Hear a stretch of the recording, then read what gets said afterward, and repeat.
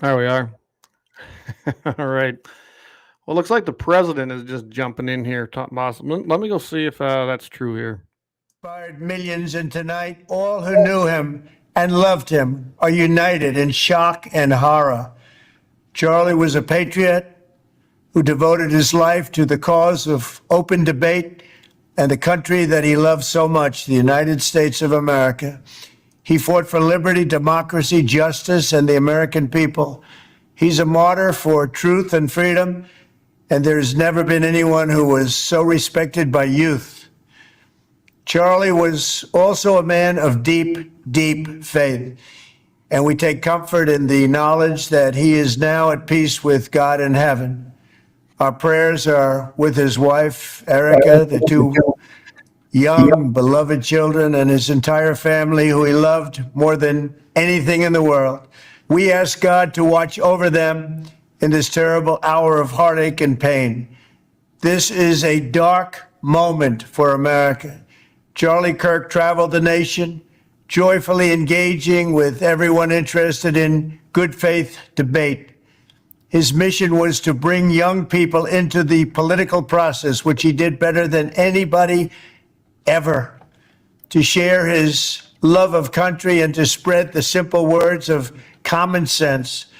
On campuses nationwide, he championed his ideas with courage, logic, humor, and grace. It's a long past time for all Americans and the media to confront the fact that violence and murder are the tragic consequence of demonizing those with whom you disagree day after day, year after year, in the most hateful and despicable way possible.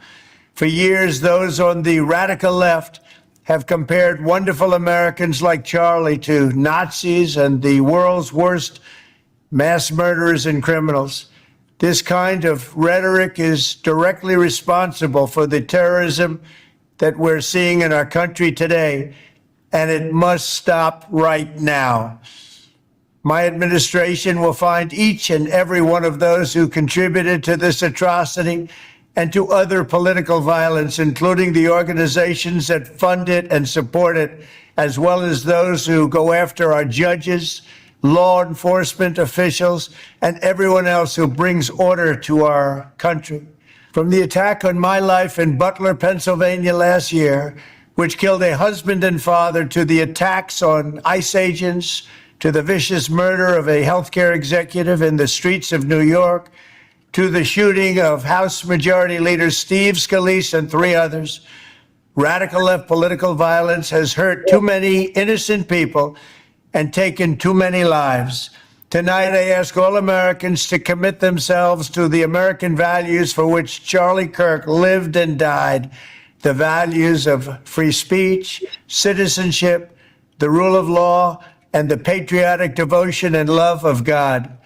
Charlie was the best of America, and the monster who attacked him was attacking our whole country. An assassin tried to silence him with a bullet, but he failed, because together we will ensure that his voice, his message, and his legacy will live on for countless generations to come. Today, because of this heinous act, Charlie's voice has become bigger and grander than ever before, and it's not even close. May God bless his memory, may God watch over his family, and may God bless the United States of America. Thank you. Yeah, there you go. President Trump tonight on Truth Social. About 12, 13 minutes ago, he put that out. Yeah, all right. So, hey, how we doing, Leon? Oh, I could be better. Yeah. I'm glad to see that our president, we have a president now who he's addressing what happened today. I have a Charlie Kirk cap that I got. I don't know if anyone remembers when that whole, it was a fundraising effort for Turning Point and during the campaign. And so I got my cap. So I'm wearing that tonight. I gotta tell you, uh, it was a good week.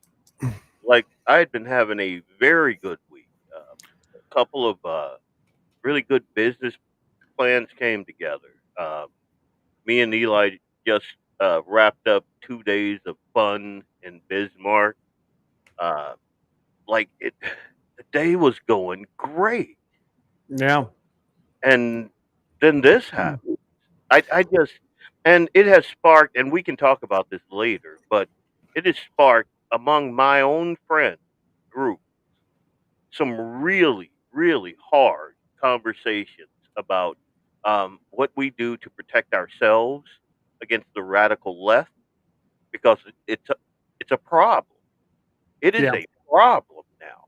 I mean, I believe that it has always been a problem, and I will read you. I'll protect their names, but like a couple of people texting me. My phone has been blowing up all day. Mine too. Ever since this broke and ever since it happened, my phone. Of course, you and me and Jamie, a lot of we're plugged in. This is what Yeah, we do, right? So yeah, yeah, my phone's been going crazy. Several different chat groups I'm in. yeah. You I'm not in know, a uh, group, what's but that? I am not in chat groups. I take myself out of them because my phone. Oh my god! But Yeah, I have friends in Oregon texting me that I hadn't heard from in 5, 6 years. I gotta be careful with those guys, but I'm it's telling you, what we saw today, as far as I'm concerned, other than the tragedy and the killing for no reason, this we are in a war. And how many times have I've said this on this show. We're not just in a difference of opinion. We are in a war in this country between two ideologies, and we just saw it spill out again yet today, and tragically, really. The only thing I can take grace in, and you and I talked about this brief on the phone, is that we do know that Charlie had a belief in God and was a devout Christian, as I am, and I fail at it each and every day, and even when we're doing this show sometimes. But we have that deep belief, and I guess my only comfort there is to know that I can't say it for sure because I don't know, but I imagine he was welcomed into the arms of God today. That's the only thing I can think of. well done, good and faithful servant. That's what. Yep, yep. And of course, the questions are: is why it happened? Why did God let this happen? Why I God told didn't let it happen? I, me and my wife, we had this conversation when I got back, and I'm at a loss for words. But hey, can you hear me? Yep, I can hear you. Yep. So yeah, I'm kind of at a loss for words, but I don't believe, like, we had this conversation. Me and my wife, she is utterly distraught, and she was asking me about, why did he save Donald Trump? Because I believe that was divine intervention. I believe what Mhm. we saw play out today was meant for Donald Trump. I believe that they wanted it live, they wanted it streaming, and they wanted it gory. Yeah, And I think that he is our Samson, flawed man, flawed. very And flawed. just like Samson, God uses broken men like me, like Trump, like Clay, to do extraordinary things. And he was the guy that we needed at that time. Yeah, And Charlie Kirk, man, this is evil. um, We can't blame God for not acting, but we can blame evil for being absolutely. evil and stand up to it. Like, I'm not posting on any of my social media today outside of what I already posted. I'm only post today, but tomorrow I'm gonna post one of my scriptures that me and Eli talk about the full armor of God. Yes. Well, that's right here. Yep, Ephesians. yep, I'm wearing that shirt tonight, and I mean, that was the first thing that come to my mind when that happened in Butler.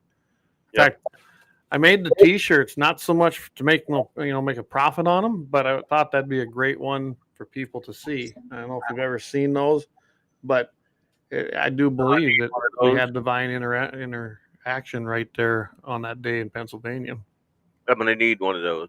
We We'll can, talk. we can get we'll get you one of them, bud. Good deal. Super short, right? Super short, stout. Okay. Too, too- it's too soon. It's You too soon. soon. Okay. I mean, so can I just kind of I put this in the chat. Yes. One of the texts that I received today was from my good friend. He wants me to kind of keep it word of mouth, but he's concerned. He's concerned, and the things that I do every day.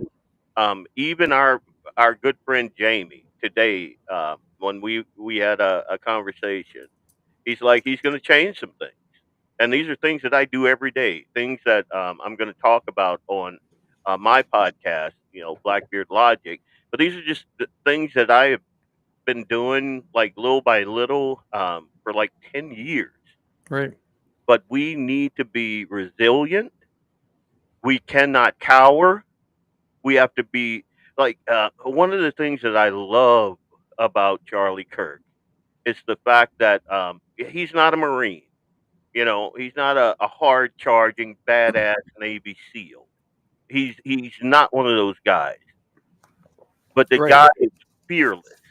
He's a warrior, and he stands up. He goes into the lion's den and he fights. With his weapon of choice is debate. He has an analytical mind that breaks down data and feeds it back to you. And not to mention the fact that the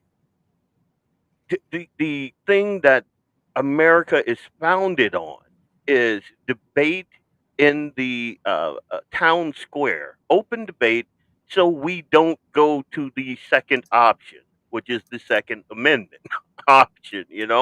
And Yeah. so the very thing that he is a champion of is the very thing that the left has been trying to tear down for almost 10 years. Yeah. And then they took out a lion today.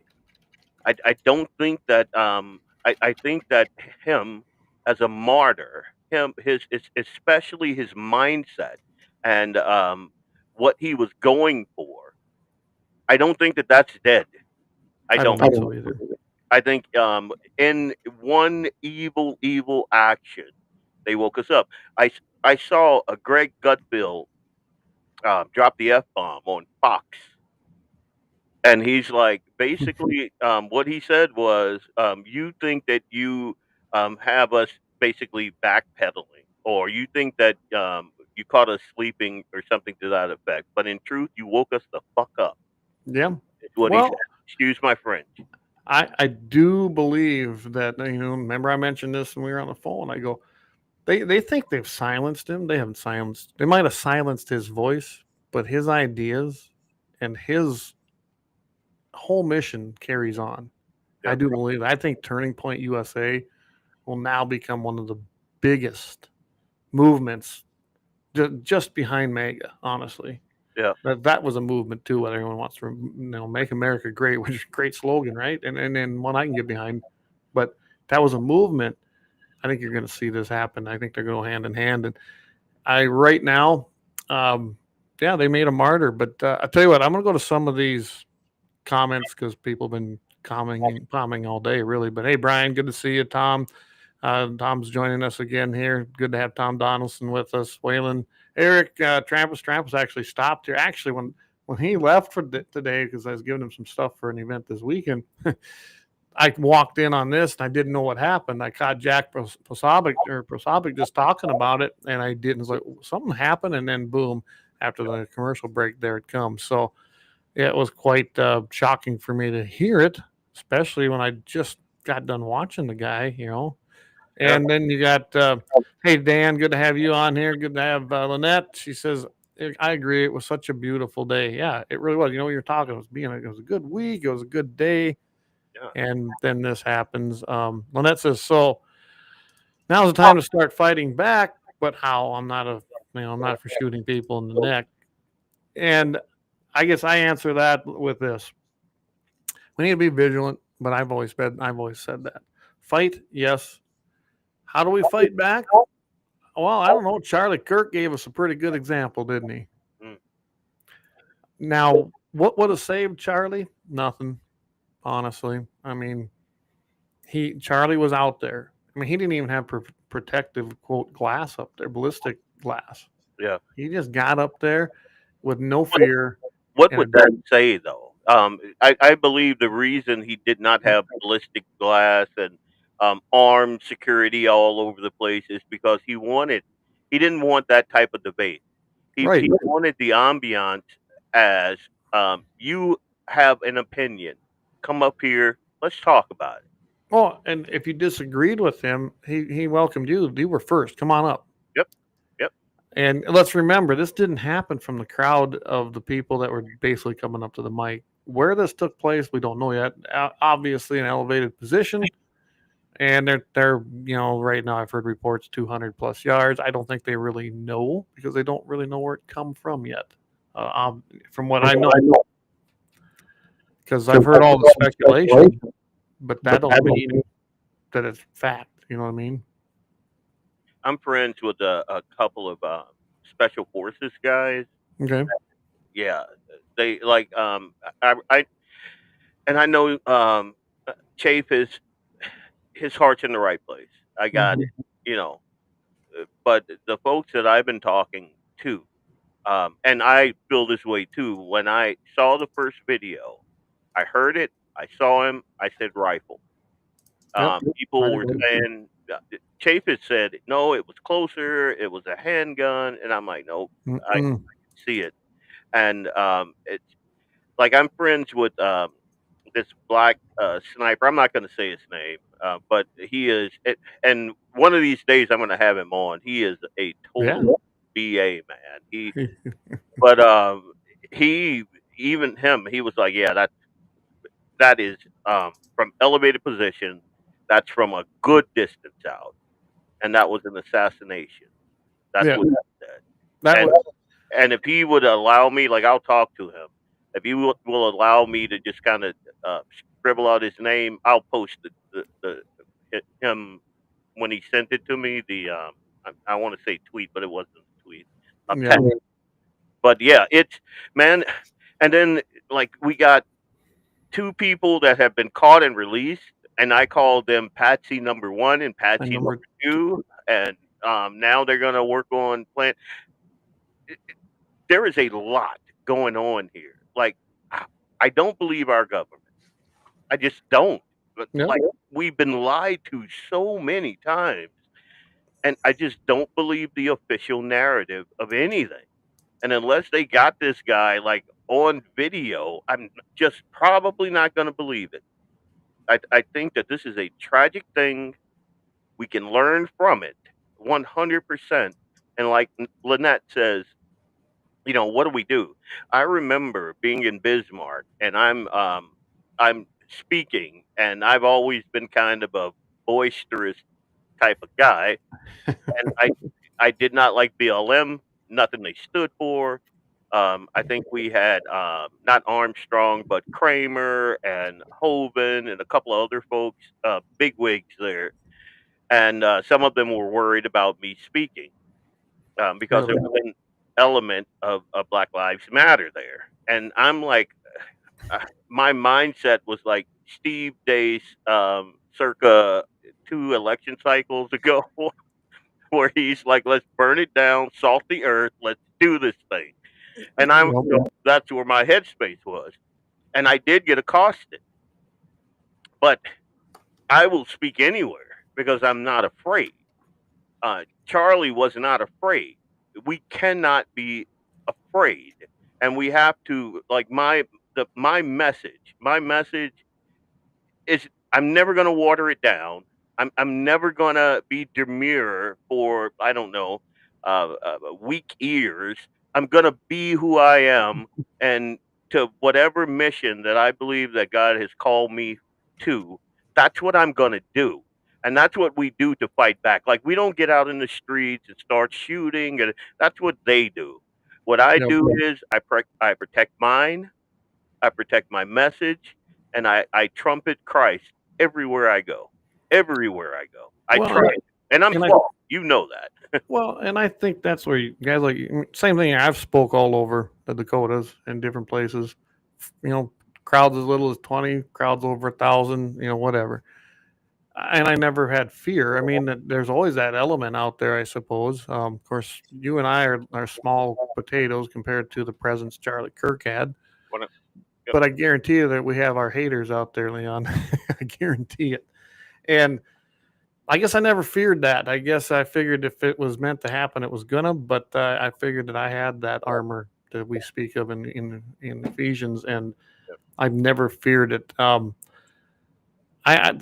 happened? Yeah, I feel. You know what? I feel sorry for the young family. Charlie Kirk's wife has two young children. Now they have no father, no husband. He was a son. He was probably an uncle, a sibling. I mean, a lot of things were affected today because of this evil, because of the evil of sin. That's why they exist today as evil, and what we've seen. And this wasn't supposed to be. I mean, or I don't know. I've got a lot of feelings in my head right now as to what happened here. Mad, anger, sadness, even forgiveness. Surprisingly, but I can tell you right now, I'm I, not there yet. I've seen. Well, I don't forgive the shooter, but we can get back. We can get to. You know what I'm probably talking about, but I can tell you right now, there's going to be a time that words don't work, and the sword has to be drawn. And what we've seen today, and we're getting close. As far as what could Charlie have done, again, nothing. When I watched that video, especially the one that came out later, that from somebody that was videoing right there in the front row, I've seen that look before when something gets hit because I'm a hunter. Any of us listening tonight that hunts and shoots, we've all seen that reaction, haven't we? Mm. And when I saw that one, I was like, oh, this ain't good. They said that he, was pronounced dead at the hospital. I think he died there on the stage. They did everything they could, but I think it was instant. I truly do. 100%. Nobody could tote that. No, no. If by some miracle, and miracles happen, we've seen them. I don't know what he would have come out looking like or being like, if at all. But his job, evidently, we don't understand it, is done. I think you're going to see. I don't want to call him a martyr, but he's not going to be forgotten, and I think it's going to be a rally to so many in that age group because that's what I'm noticing, Leon. The people that are in their 20s and 30s they're probably taking this worse than anybody. I turned 51, and someone mentioned the 17th is Constitution Day. Well, guess what? That's my birthday, and I don't think that's by coincidence that my birthday falls on Constitution Day. And I think we need to pick up this torch now and keep running towards freedom, keep running towards that mission. We can't back down, can't back down, can't let them win. And where it goes, it could go anywhere at this point. Your birthday is the 17th of this month. It is, yeah, Eli's is the 18th. really, Yeah. wow, yeah. I always thought it was cool that I was born on Constitution Day. I just thought that was the coolest thing because I've always had a love for this country and the Constitution, and I just always found that interesting. But all right, Keith's a good friend of mine, a combat veteran. He definitely died. He says they're damn close to it. I agree instantly. I watched that several times. By the way, we're not going to show it tonight. I don't think it needs to be shown.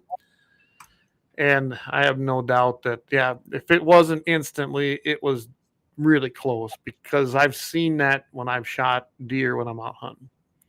It was the same reaction. I mean, it was just done. He was done. I'm sure you've seen it, Leon. Yeah, we talked about it. And my wife, when so I'm driving back from Bismarck, and so I'm pulling over like every rest stop because my phone is blowing up, Right. and my wife is like, pray for Charlie, uh, yada yada yada, and I didn't say it, eh, but yeah, I'm like, oh no, no, this is bad. And I told you, my son was in the truck. I had to turn the radio off because we listened to Charlie Kirk. He sees this guy every single day. My 7-year-old was saying things that, if my phone was listening, would have me in front of the CIA man. I mean, the Yep. FBI. I mean, he just went to pieces. And And that's again, this guy Charlie had he had a special touch about him that reached the younger generation, the folks that we needed, the alpha generation. Like everyone is talking Well, about, the younger generation and getting these old people out of politics. And Charlie kind of spearheaded that. And he's getting these young folks to open their minds and to think about different dynamics of this country and where it's going, where it's been, why we are where we are. And like one of the most pertinent things I ever heard him say was, um, like these politicians don't want us to be doing great, doing good, because and having happy families and that because people with happy families and they're satisfied and the country's running good and the crime is down and all of that stuff, that's not good for power. no, You know, no. they need you to need them, and no truer words were ever spoken. I say that not so eloquently, like No, every day. absolutely. If you can't have if you're struggling every day, I mean, and you can't make ends meet, and I mean, look at how many of that group in that 20 to 30 year range. And Charlie Kirk was born in 1993, the year I graduated high school, by the way. So he was the younger crowd. I mean, I'm 21 years older than this guy, and he's reaching that generation that I didn't think was reachable, and he was making a lot of headway. But I think it's because they don't see the American dream as something that's attainable anymore. I mean, I don't know how many 20 to, well, let's just say 24 to 32, which is that getting out of college, just looking for a job, finding their first job. They're starting to build their life, and they really don't believe that they're going to be able to even own a house. Right? Imagine that. They don't talk about marriage, and I think that's why you see the birth rate has plummeted for a lot of reasons because they don't want to bring kids in the world because they can't afford them. Um, when you start breaking up family units, when you start having a population that has one, maybe two children, if that, and keeping them enslaved essentially, that's a bad formula. And I think that's what a lot of them are looking at. Then comes Charlie Kirk and tells them it don't have to be this way. Socialism looks mighty good to that demographic that you were just describing. When you are like again, you're looking at housing costs, the cost of purchasing that first home, and you're a young guy, and you're like, all right, I like Janine over there. Let me see what I can, pull together. I got Right. this degree. I got these promising leads, yada yada yada. How long is it going to take me to accomplish what I need to? And then once you do that cost benefit analysis and you break down all the data, you're like, oh wow, I better not even approach her now. Right. I can't do it. It's and then socialism looks good. Price controls look good. Rent controls look good to Yeah. you. A dedicated government issued income, a stipend, starts to look good to That that looks younger demographic. looks great, don't it? When you're not having to pay for it. Yeah. And then And you got to think about this younger generation has basically been socialized their entire life, which is yeah, why they get in there in the high schools and the colleges and that sort of thing because they know that these guys they've been socialized their whole. Mommy and daddy have been paying for this, that, and the other thing. They can get grants and deferred loans for everything else that they want. hmm So think of well, and oh, we got someone calling me to. Thanks for listening. Right? I see my phone is ringing, but yeah, I can tell you right now that that generation they are indoctrinated. I know that's why you homeschool, which is if I had kids now, starting out, I would not send them to the public government schools. I would be homeschooling them. Luckily, I got one that's graduated out already. The other one's not far behind. We're going to be good. And as far as a lot of reasons why men and women aren't getting married, well, there's a social breakdown in morality. That's one. But they were taught by their hippie grandparents and parents from the 60s and 70s that, oh, power for to the women and men are suppressive. And no, open up your Bible, read the scriptures. Yep. You'll understand that it's a partnership, that it's a good thing. It's a beautiful thing. I mean, God didn't give us that gift of marriage because it was horrible. He gave us the gift of marriage because it was holy and sacred. And that's what the whole lesbian and gays and all that thing was about, because that destroys that family unit and marriage in general. Marriage was created in the eyes of God in the church, not by government. 100%. And you want to know something? You want to research something that's going to really cook your noodle? Research just not now, but what happened in 1973. That will Okay. open your eyes. Two things happened in very close proximity.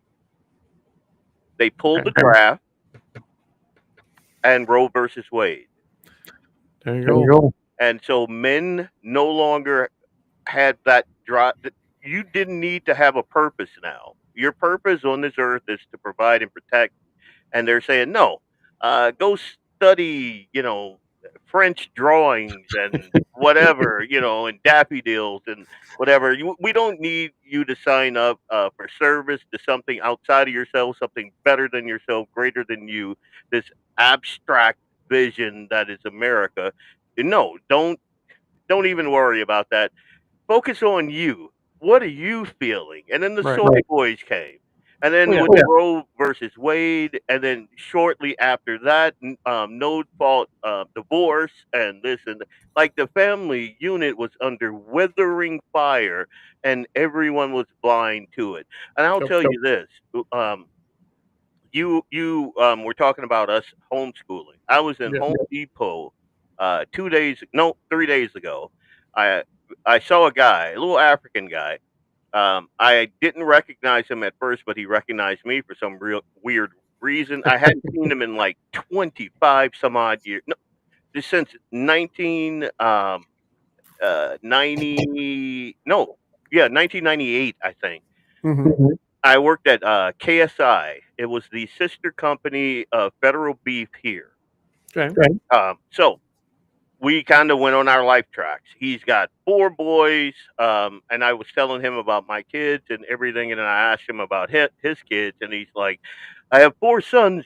They're no good, no good."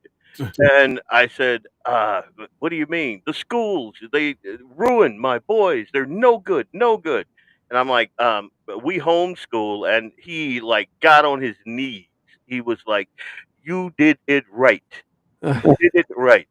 And I'm just like looking at him, and like I'm not, dude. I am not a smart guy. I am not like some savant or anything. I know what I feel, and when I feel something is off, especially when it comes to my kids, yeah, I'm stepping right in there. Yep. And more of us need to do that thing, because in the school systems, we got purple-haired lesbians teaching our kids. We have pedophile men teaching our kids, and every day you could see that somebody else is being arrested, someone else is being investigated. You look at their social media; it's all this weird stuff. That should open some eyes. Oh, That well, that look should. at look at North Dakota's people in power, government positions, and we just saw another one. Really? I mean, it's here. And don't think, well, I live close to the Lemon, South Dakota area, so that's where the closest school would be, even though we live in North Dakota.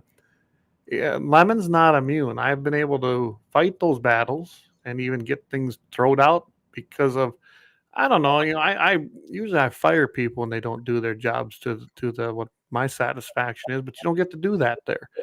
And they don't check things out. They do things the easy way. They do it because they've always done it that way, and they didn't look at it. Oh, this curriculum. Well, I didn't know it. Didn't you review it?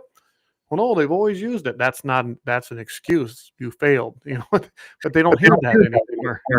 Yeah. And like I said, I've been lucky. I've been able to fight some of this off, but it's coming. I watch that school. It's going to get worse, especially with the younger people that are coming in there to be teachers, It's going to get worse. And they're using that school as a stepping stone, and then they leave. I see the people moving into our area, which we live fairly remotely on.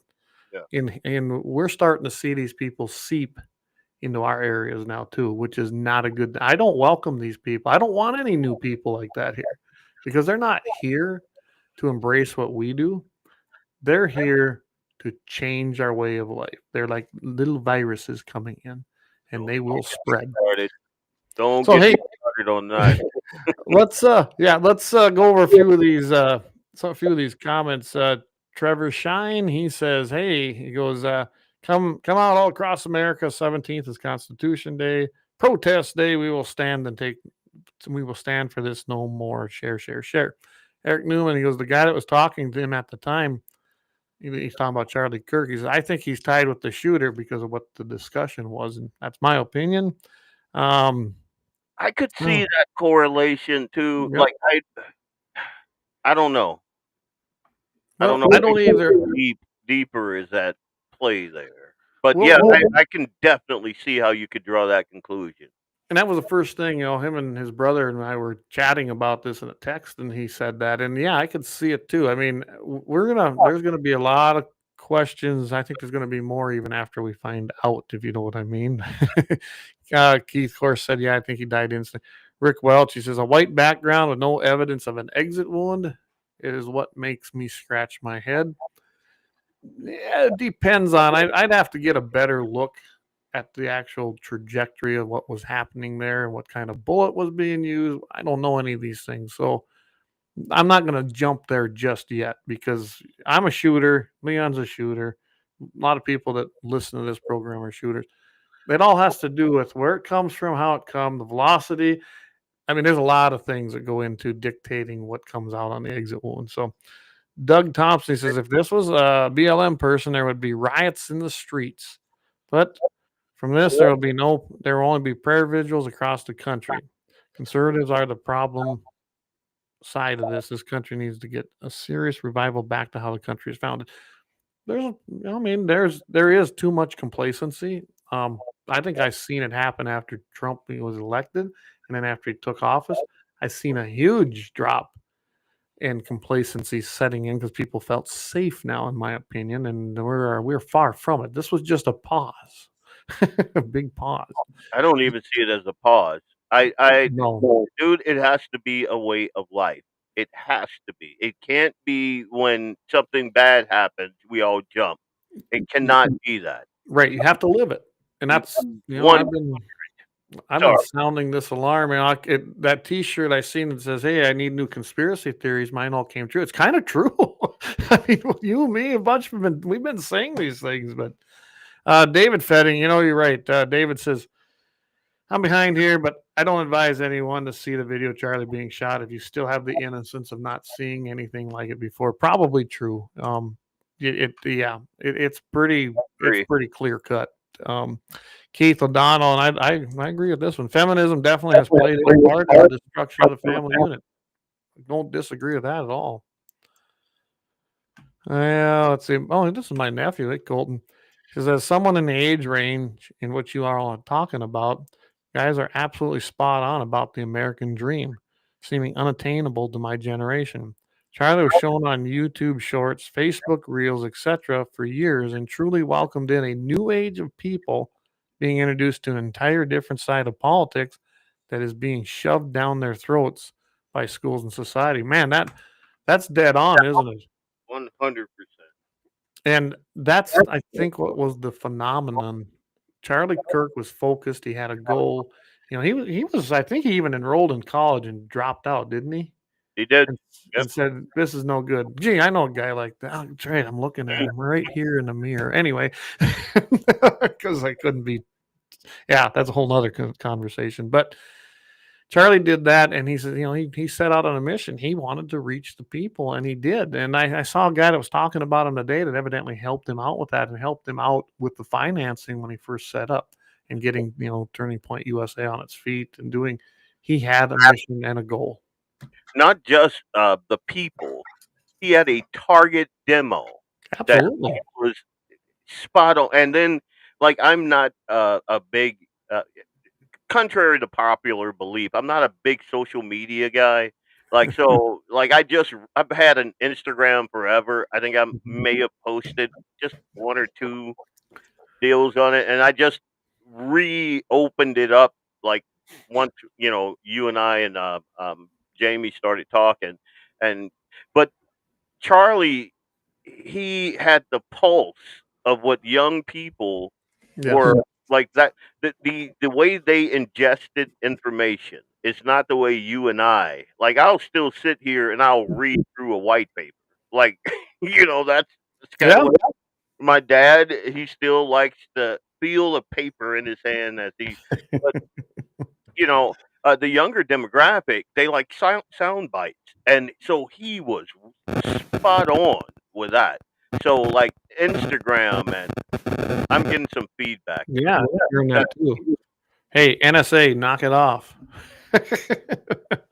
I don't know what that was, Leon. I don't think it was on my end, but but yeah, we like with my kids with Eli. Like I am very, very. My eye is on everything that goes into that kid's brain, and like some of the things that we did today.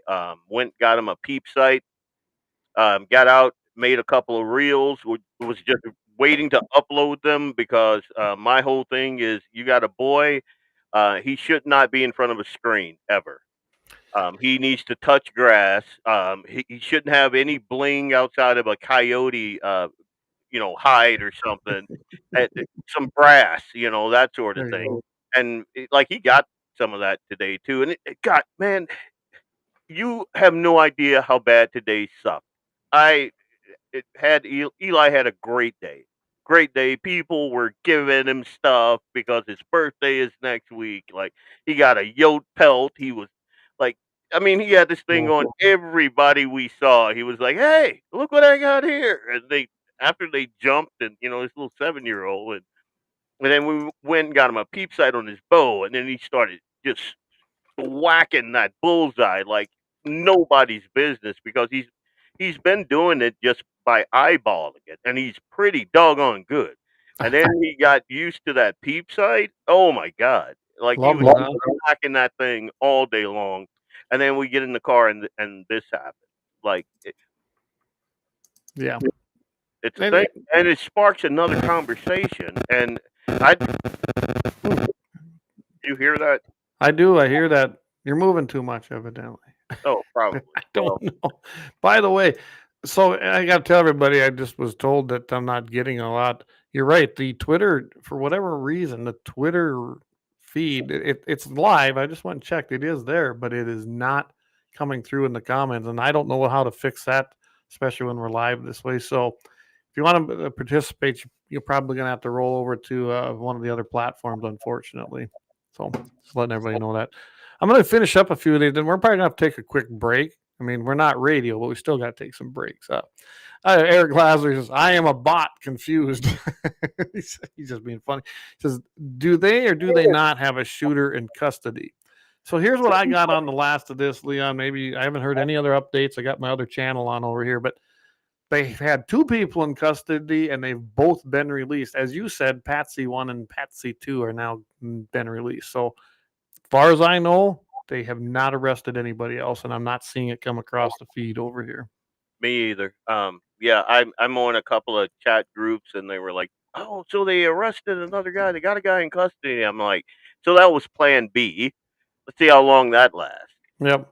I do like what Eric says here. He says, guns have been around for centuries. I understand that they have evolved. I hate that term, evolved. But anyway, the violence numbers, minus suicide, have gone up in the last 20 years. Sounds like a change in society and human behavior. It is. It's not a gun problem, it's a people problem.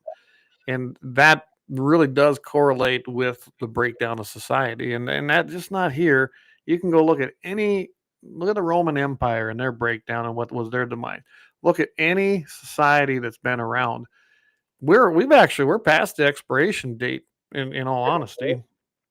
Yep, And I've been telling people that. Like we yeah, are running on borrowed time right now for a because long time. yeah, yeah, we're not supposed to be this far along in this social experiment that you know Right. it's and what we again every So I have really good friends on AM 1100, and one day I called in because they were talking about, the expansion of Fargo. Is it good? Is it bad? Yada yada yada. And you know me, I'm a try that in a small town type guy, Yeah. right? And so I don't think it's a good thing. But as long as we have people pushing for urban centers, concrete jungles, you are going to have sick people. They Yep. are not rooted. They're not grounded in anything, and they are subsidized to the hilt. That's why when I was in Bismarck, we stayed at the Radisson, Okay. and so I'm walking around downtown, and it's not good. I'm No. just gonna tell you, guys, it is not good. I could not wait to get out to the shooting range. I can't explain to my 7-year-old. Oh yeah, I am moving around too much. It's on your end. It's on your end. I did go quickly look it up. I went right to Kash Patel's his X feed. The subject in custody has been released after an interrogation by law enforcement. Our investigation continues, and we will continue to release information in interest of transparency. So that's where they're at with the FBI director. So after we come back from the break, can we talk about a couple of the text messages that I got? Absolutely.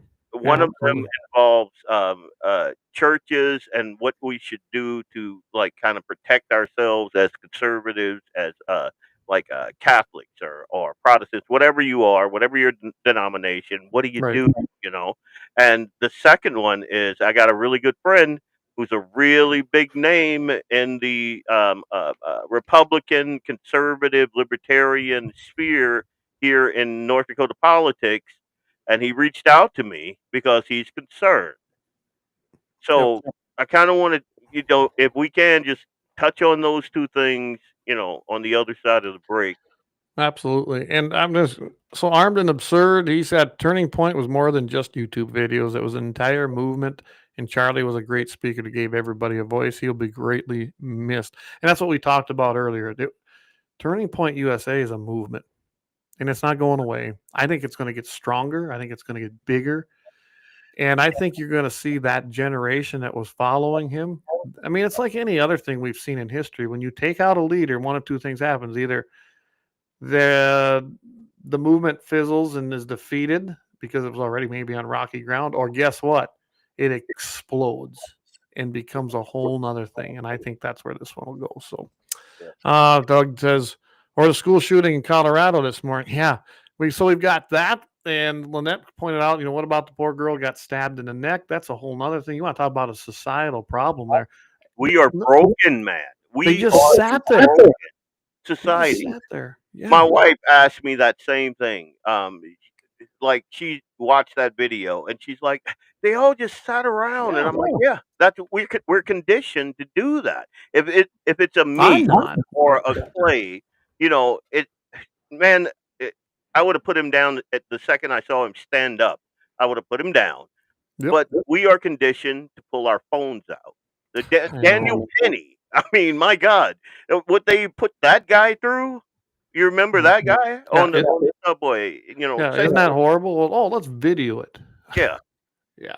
Don't do me any favors, buddy. Yeah. Well, too, I'm going to run a couple ads here, so we'll be right back. I won't run the great big one. I'm going to do one for North Dakota Farm Bureau coming up in Grant and Sioux County, and then we'll thank Colorado, and we'll be right back, and then we'll do our big one at the next break in the next hour. Fun for all ages. The NDFB Grant Sioux County Annual Meeting in Carson, North Dakota at the Grant County Fairgrounds. The annual meeting begins at 5:30 p.m. Mountain Time. Free meal by T&T Caterings following the meeting. Updates about what the North Dakota Farm Bureau has accomplished in the 2024-25 year. Reports on events. Special guests. Gun raffles. Axe throwing. Quick draw contest and mounted shooting jackpot contest. 3 stages. Pistol, shotgun, and rifle. School, 3:30 p.m. Mountain Time. Sign up by 2 p.m. The North Dakota Farm Bureau Grant and Sioux Counties annual meeting. For more info, contact Paul Metz. 701-891-9987. The NDFB Grant and Sioux Counties annual meeting at Carson, North Dakota at the Grant County Fairgrounds. Saturday, September 13th, 3:30 p.m. Mountain Time. Annual meeting begins at 5:30 p.m. Mountain Time. A great time spent all afternoon in Carson, North Dakota.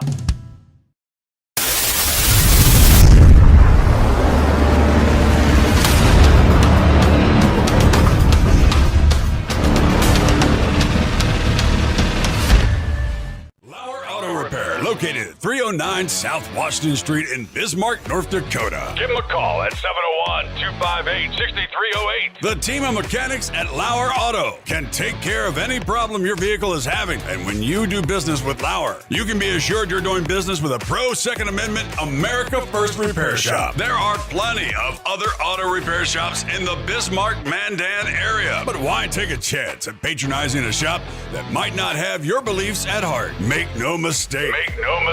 Lauer Auto is your pro Second Amendment repair shop. When you talk to the guys at Lauer Auto, don't forget to tell them that you heard they are a sponsor of Guns and the 701 and that you appreciate their support of our pro Second Amendment, pro North Dakota live stream and podcast. That's Lauer Auto Repair, 701-258-6308. 701-258-6308. Located 309 South Washington Street in Bismarck, North Dakota.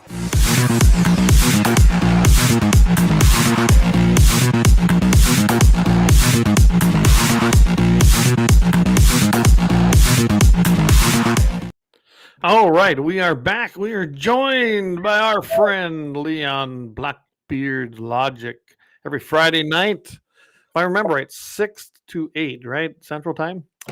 Yes, That's sir. a brand new show right here on what Todd Mitchell coined the Guns and 701 network now. So leave it to Todd, right? We are a network, man. I mean, you're all the way on the western edge, and then we're bringing it back, and now we're like Yeah. central east type deal. It's a network, man. We got the whole state covered now. Yes, we do. And then, of course, every Wednesday night here, and then I'm on Todd in the morning. So, I mean, it's a double dose on Friday. I mean, I can't think of a better way to start the weekend. Tune at 7:15, 8:15 Central to Mitchell in the morning on K-Fire. And then in the evening, I mean, come on. We got Leon on. So, yeah, looking forward I like making Todd blush. I say off-color remarks that he doesn't know how to respond. to You I tell him that. I could tell you when you filled in when I was gone, that was awesome. I was able to tune in there. I went and found a little bit of it, and then I went and listened to the whole thing on their app, and that's like, oh, this is great. So good job and thank you. And it doesn't get much better. I'm going to be joining. I'll be doing it this Friday, but I'll be heading actually north of Jamestown for another funeral, and unfortunately, it was for a dear friend of mine, and his son. 7 years old, was killed in a 4-wheeler ATV accident. So, yeah, it's been an interesting few weeks around here for this side of the family, anyway. So, we will be heading there, and then today this happens. It's like, wow, it's just I don't know. It's a good thing I have a strong faith. Yeah, me too. I have a very strong faith, and like a couple of the things. Like one of the texts that we're going to talk about, they're talking about securing their church Wow. and what they should do, and this and that. And I think and I'll read off my response verbatim. I'm just going to kind of Yeah, let's roll right into that. Let's do it. Okay. Well, so this is a really good friend of mine, solid Christian man, Second Amendment supporting, been shooting with him multiple times. But Mhm. again, my mindset is not the same as a lot of Christian men. Their mindset. Okay. So so after the shooting in Minneapolis, he was able to gather up the men in his church, and they had a little discussion about it. And he says the discussion kind of got heated. They didn't want arms in there. I brought up that there should be security training and for certain people, and maybe good gravy, and maybe some concealed carry classes, and I can hear it doing this thing in my ear, but they were freaking out about liability issues and all of that. He tried to bring up because I've been talking to him about some of the things he should talk about, and like armed security, situational awareness, and protocols. Certain things they did not want, like these beta males in this church did not want any mention of a firearm, any mention of strong men being protectors standing at the door or whatever. And basically, he's asking all of this. The pastor needs to know if you're going to come in with a firearm. The pastor needs to know X, Y, and Z. And I said, like, he asked me what I did, and I simply told him I don't ask. Like, Yeah, I basically told him that God didn't task the pastor with saving my family. God tasked me with saving my family. So to me, it is a foreign concept for me to ask a pastor if I can carry in his church. I'm not asking I don't ask. you, and if you see it and you're like weird about it, I'll leave. Like, you're not the church for me. Period. Yep. Um, our church only require. No, I can't say that. Police. He said they wanted to basically reach out to police officers to attend their church and that sort of thing. And basically, I said I don't ask. I don't let anybody know. Folks that know me know I will always be carrying. In my humble opinion, it's not up to my pastor whether or not I protect my loved ones. God gave me that responsibility, no one else. And also, I like we gotta have some hard truths. Like, do you love your family, or do you love the fact that you've been with the church for 30 years? What I'm saying is, I do the best that I can with what God gave me, and my thinking might be flawed. But in my humble opinion, the way I think will protect my family. Like the girl on the train. I've been preaching about situational awareness till I'm blue in the face. When I saw things happening at BLM rallies in Fargo, I sat my wife down and we had this conversation about situational awareness because you have to be aware. I've seen way Absolutely. too many people in way too many settings on their phone, and you could literally walk up to them and take things out of their purse. I mean, I've done that to my wife several times. I've been not here lately because she's become a lot better at it. I teach my son the same thing. Like when we go in, my son is 7. When we go into a store before I get out, I tell him a couple of things I want him to notice, and tell me when we get back to the truck. He's got a little pad he puts in his back pocket, so Yep. he'll write it down. And I want him to be descriptive. Like the first couple times, he was telling me like just kind of things that a 6-year-old would say, and I say, let's break this down. This is what I saw, and I'd go to those same examples that he would give me, and I would break them down. And now I don't expect him to do that, to notice Right. at that detail. But what I'm training him to do is to be aware of what's going on around him. And like my son in his pocket, if you try to like pick him up, take him somewhere, he's got devices in his pockets that let me know where he is, and he also has a walkie, and he knows how to use it. And he knows if I give him a certain signal, he's going to change to a certain channel, and we're going to have a conversation, and that whole thing. And a lot of folks might think that that's just being paranoid, and you're just, good God, No. but That- absolutely not. You make these things a part of life. Me and a really big gun guy that I know, that had a conversation today, and he is livid. And he's like, I got to change my game up. I don't think my pistol is, sufficient. If something happens, and Yeah, which is again me for a very very long time. I go nowhere without. You see one of those packs back there. Mm-hmm. I have one is a well, it's a 300 blackout. The other, I've recently come to love these folding stocks. You can put that ring on, and Yeah. they fold like that. Drop it right in there. But I have always had a truck AR, always.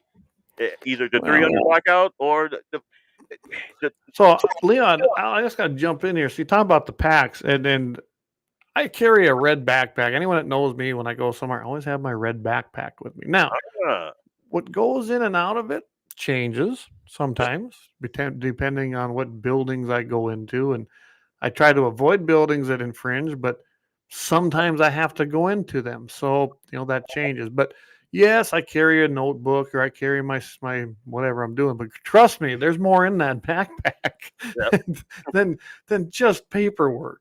yeah. And that goes everywhere with me for that reason. I guarantee you that if I need something and I need it now and I can't, for some reason, can't get to something I have on my person or I didn't, whatever the reason, if I get to my pack, I'm in good shape.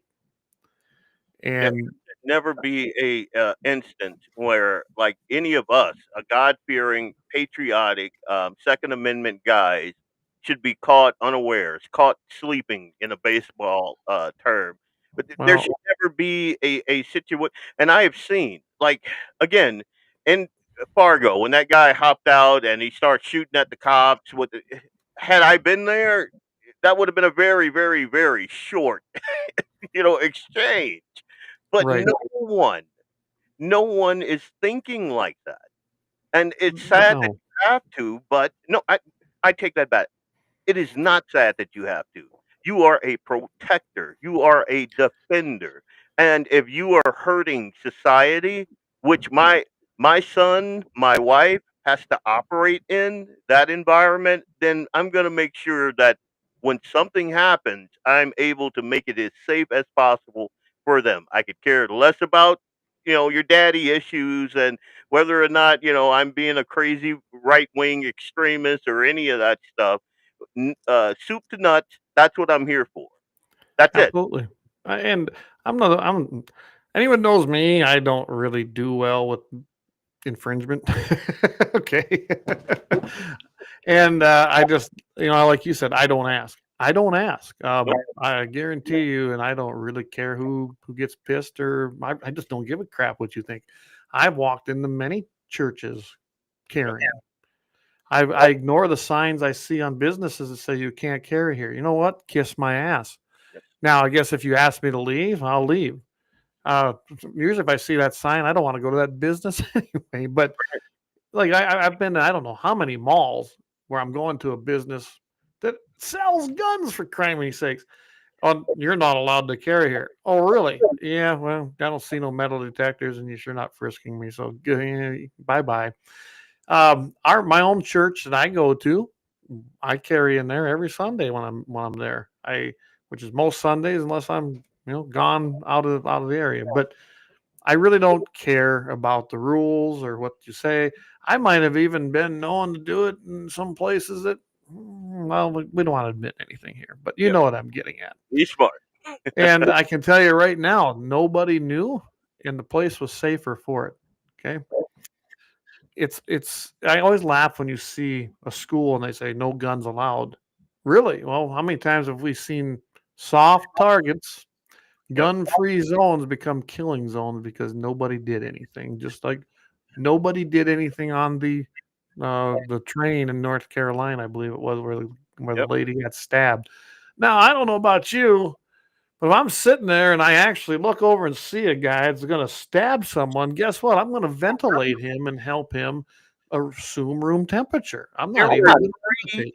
There were three guys sitting right to the side there. Like Yeah, if you have like halfway decent situational awareness, and that woman did not, and yeah, I am no, not she didn't. blaming her, Well, but she was, way too many of our women, yeah, do this thing. yeah. But if I'm a guy and I'm sitting there, you could see him pull the knife out. I know. You could see him do it. Like the second I saw that and saw what his intended target was, I would have air raided. It would have scared the crap out of that woman It and would most have. people on that train. But and then you got to go through the Daniel Penny situation and all of that stuff. But there's no way. There's no way. And if I'm traveling with like-minded guys, we might not even need a gun. Like, Yeah, we might just take him out. everybody needs a good scrap every now and then. When you Kind of like, let's roll, right? roll, let's see how this You goes. And speaking of, tomorrow's September 11th, Yeah. and we Good saw God. Oh, we saw tragedy, we saw an attack on our soil, we saw the loss of life, but we also saw heroes, like the people on the plane over Pennsylvania. So we're not taking it. We're no, making our stand, and let's roll. that's what God made you to do, right there. Absolutely, absolutely, absolutely. So I'm going to get to a few of these comments because they've been coming in. By the way, the X chats now are working again, so that's good to see. Eric says it's not the pastor's church. The church is just a tax deductible building, and it is all the members and God that make a church. Absolutely, church is anywhere that three or more gather. I forget the actual scriptural Yep. part of Wherever that. 3 or more are gathered in my name, I will be there also. There you go.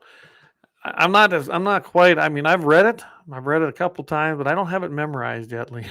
So give me time. Give me And time. again, a lot of people mistake piety with godliness. Like I can quote some scriptures. I know guys that can just recite the Bible, but again, that's not what God, I believe, put me on earth to do. I'm No. doing what I believe He instructed me to do, and I have a written one, paper bound yep, Bible, and I also have a very good app on here that has the King James version, and I've actually read both my Bible and that and compared it, and it's correct, so that's good. And that's the one I prefer. I'm not knocking some of the like the NIV is not too bad, but I don't have any problem understanding the King James version. That's the one I prefer. So and I don't. I try never to be too preachy because I know how my brain works. I tend to tune it out, tune it out, tune it out. yes, But what I am very, very good at is I really don't care what type of Bible. I don't. I mean, obviously within reason. Uh, but well, I if there's if I'm some out there that aren't very good. oh yeah, there's a But gay yeah, and lesbian Bible, yeah, there you but go. I am very good. Like I don't know if I ever told you this.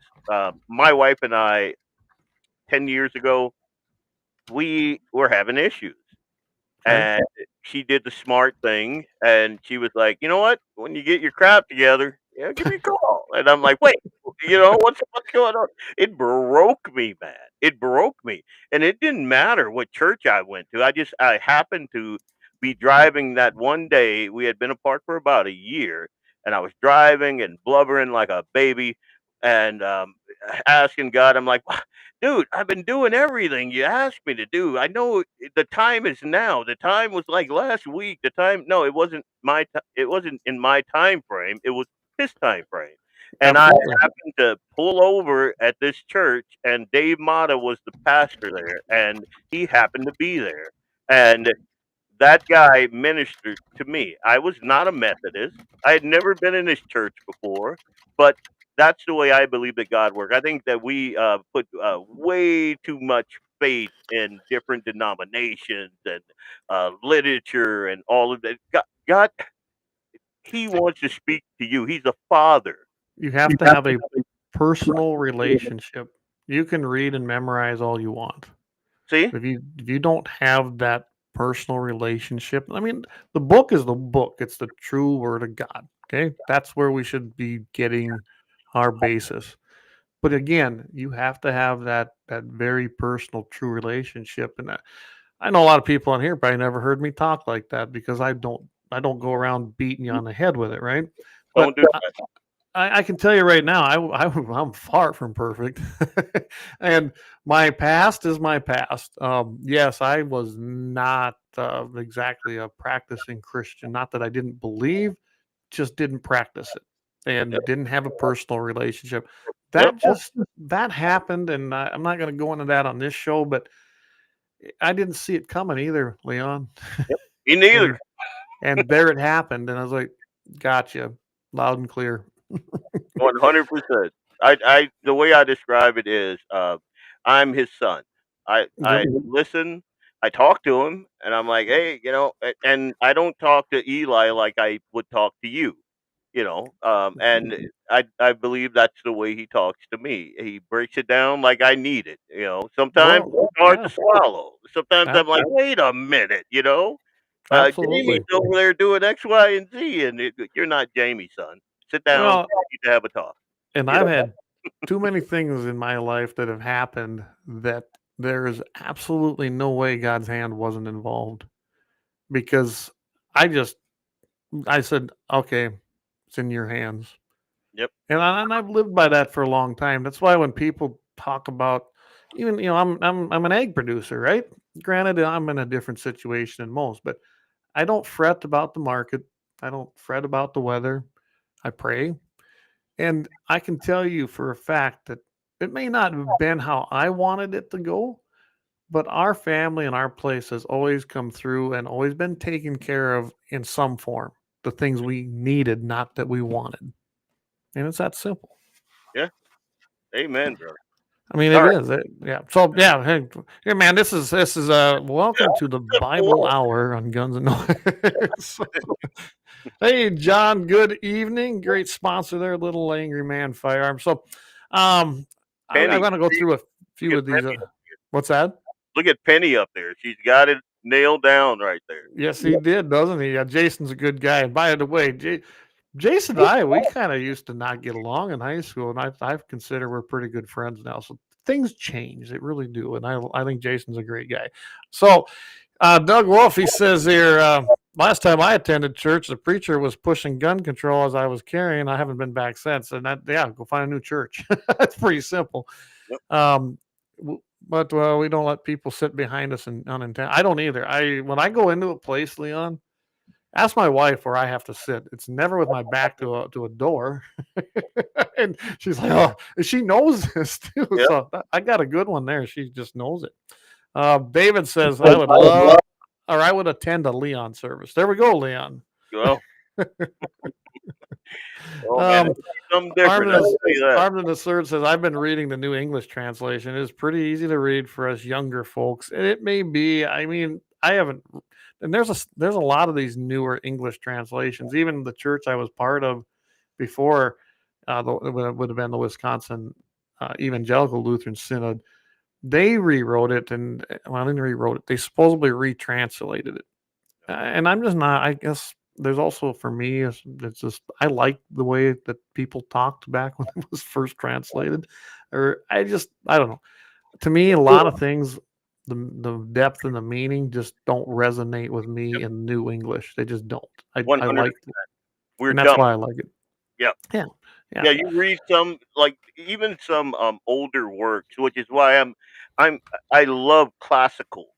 The whole classical academics, I love it, because even if you're reading, like, I don't know, Tom Sawyer and Huck Finn, it's like just miles below, Yeah. like above what you would be reading now. Like just the wordplay, just the way Right. the descriptive words, everything. It breaks down easier, and to a knuckle dragging Neanderthal like me, I kind of need that, because Well, if it's missed in translation, if you're telling me this big a thought, but using 3 words, you're not doing it for me, man. I need to know. I need to yeah, get down in there. absolutely. Well, so if you want a good read, read the 1688 King James version. I read that one. That's before the one that traditionally is used today. Go read that one. It's the actual translation done in 1688. It's very, I don't know. I like it. That's not the one I read the most, but I do recommend you read it. I really do. I will be getting 'Cause one. I do believe you can understand it too. So, John says, "Good evening, patriots and freedom fighters." And Jason, you as well, Clay. I'm honored to know. Absolutely, Jason. And you couldn't have a better guy that's going to be in your corner, and he's a patriot. Jason's had some struggles in life and come through them. And never ever, and I can't stress this enough to people, never judge a person by their past. Judge them on what they're doing now, because that person might not be the same as you remembered 30 years ago. It's not high school. It's not. Please don't do that. I don't do that. I give everybody a chance. Now you screw with me, we got a different situation.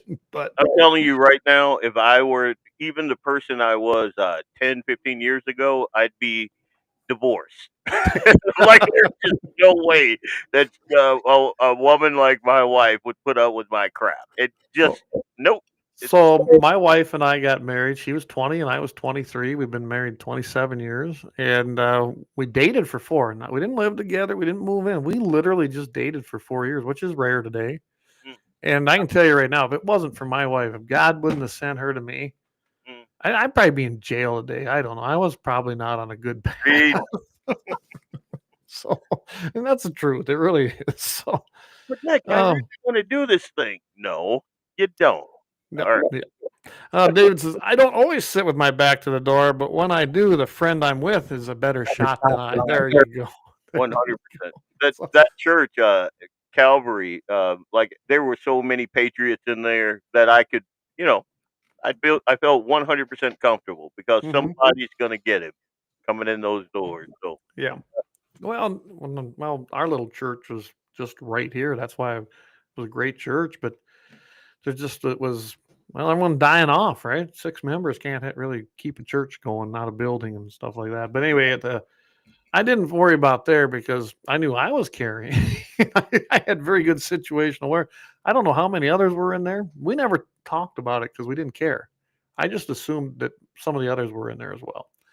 And I know that there's more than just me at the other church that I'm at now. But again, I do think that like-minded guys need to kind of get together and talk about it because again, I've seen way too many guys do the same thing I see way too many women and kids do. No situational awareness, like just on their phone. Like, um, I made a reel, haven't posted it, but one of the things that I do, and it's just a part of who I am and what I am. I never take my phone into a store, never. I and especially if I'm with my family, but I never do. So if you're right. trying to reach me and I'm like, I don't know, in Walmart, it's not gonna happen. Or Shield, it's not gonna happen because I don't want my attention diverted. And I've been Okay. pushing this on my wife. Like when I'm with her, then it's not that big a deal, but I want her to make it a way of life.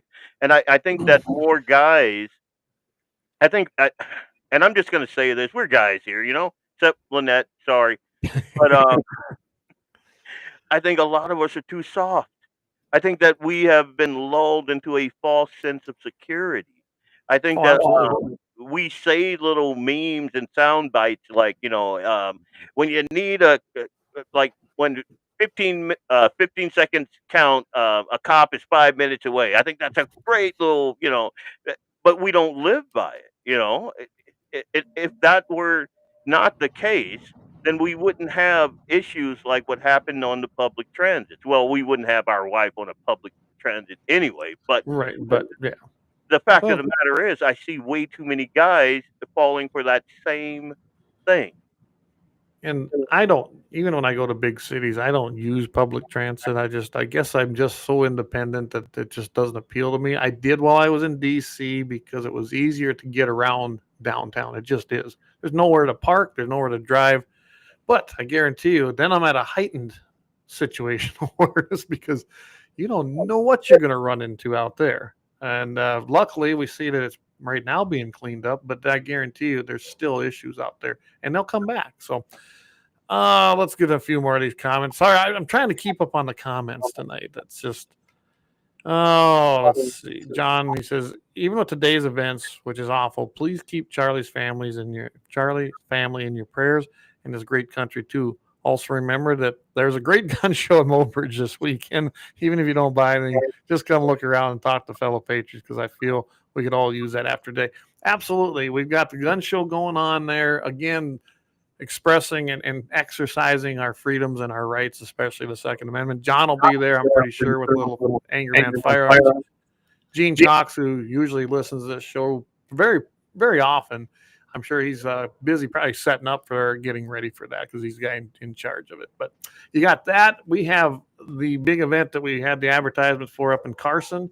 It is the North Dakota Grant-Sioux County annual meeting, but it's a whole day, and we've got mounted shooting. I mean, this is going to be fun, guys. The horses and the shooters are going to show up, and it's a real competition. Axe throwing there. Now that's manly, right? Throw an axe, get primal. And then, of course, we're going to have a quick draw that anybody can actually participate. It's a $10 entry, and that's mostly to cover the cover everything that takes to do that, as far as the ammo and things like that. And it's a 50% payback. Enjoy a great meal afterwards. Going to be catered by D&T Catering, Trampus Brenner and Dylan Fuchs. I'm telling you, you got two great events. They're plenty far apart. Pick one and go to one and just have a great day. And I'm with John. After what we saw today, I think we're going to need that. I really do. See, my plan this weekend was to have take Eli out there, but I got that text I told you about. So if I can get a couple of the Fargo guys to go to that event and kind of just be the eyes, or if there's not enough of them, then I'm probably just gonna go. Yeah. Well, right here. Justin Linsky, he says the lack of situational awareness in the general public is disturbing. It is disturbing, because, and I can tell you, this is one reason. I do carry mine with me, Leon, probably, but it's always in my pocket. I don't have it out. It's never in my hand. Like I see. I mean, I think some people it's attached. You can't get it off their hand, and I don't do that. Like crack. Like I've seen people that just cannot put their phone down. I mean, I'll even have my phone. You're not that important, dude. Right. And I have my phone where pretty much all the notifications for anything that I don't give a crap about and I'll look at later, they're off. Otherwise, my email, my text, and a call, that's really the only notifications that come through in a sound. And I mean, you can't believe when I sit with some people and they hear ding, ding, or whatever they got, and they got to pick it up and look at it. It's like, why am I even having dinner with you? You're not even paying attention. And your daughters. And I've seen this with men too, but like that girl, going back to that lady in the subway, she's got her earbuds in. Yes. And she's got her head down in the phone. She is completely checked out.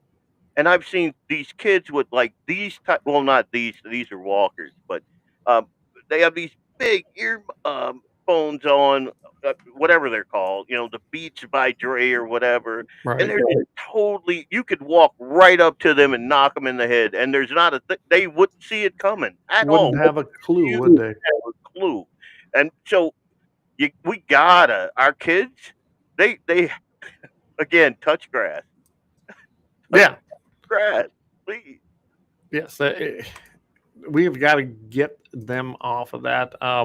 Mine ain't too bad. I get on them quite a bit about it. My oldest, he likes to listen to things. So I've gotten to where when we're traveling, like, pull them ear things out of your freaking head and look around, see what's around you. You missed all kinds of stuff. I mean, I don't know about you, but when I go on trips with my parents or my grandparents, all we had was to look out the window, but we saw a lot of cool things that kids miss today. I spy. I drill Eli. Should I turn down this street? We're trying to get home, and he's like, There you go. We don't turn down this street. What are you talking about? Oh, just want to make sure you're paying attention. So let's get to a few more of these comments. Boy, a great conversation. Eric says, I take my phone into stores because I do price checks to see if I can get stuff cheaper elsewhere. Nothing wrong with that. He goes, I can't go to either events either, as I'm underpaid and on call this weekend. Yeah, I figured that might happen. He's got a job where he's got to be on call, but they really don't pay enough. But that's a whole nother conversation. Yeah, but armed and absurd. I carry my phone everywhere in case of emergency, but it never leaves my pocket. That's the way mine is. I don't really take it out of my pocket much. Hey, Tommy, good to have you listening. The awareness is good to talk about. Good job, Clay. Tommy's a good guy. I've known Tommy a long time. Corey, good evening. Gents, sad day for conservatives. It is a very sad day. It's a tragic day, but we have to pick that torch up. Remember, God's in control. It's that simple. That's what you got to do. Brian says, watch people freak out when the battery gets low and they can't find a charger. I have witnessed that in an airport, Brian. Oh, my goodness. And they do it. I had someone walk up and go, can I use your charger? I said, I guess. I said, what do you got? Oh, they had an Apple phone. I have a Samsung. And mine didn't work. And they were hunting. I said, well, why don't you go over to that store if you need one? There was a store over there. It's the airport in Minneapolis. Go find one. But really, there's nothing I need to know that's that important. It just is. Again, in my backpack, in one of those in both of them, I have what's called a NOCO boost. Yep. And so that's in there, like, again, when you talk about preparedness, that backpack right there, that's it right there. And when I'm in a store and I get folks, if there's an emergency, this and that, I'm a young old school guy. I believe that if there's an emergency at home, my wife will take care of it until I can get there. And if I'm not there anyway, I can just check my phone when I get back to the car. If there is an emergency in the store, I'm confident enough that enough people there have communications, have a phone or whatever. Right. What I want to do is I want to be able to identify a threat, be able to either remove myself from that threat, especially if I'm with like Eli, or be able to face that threat and put it down, stop it.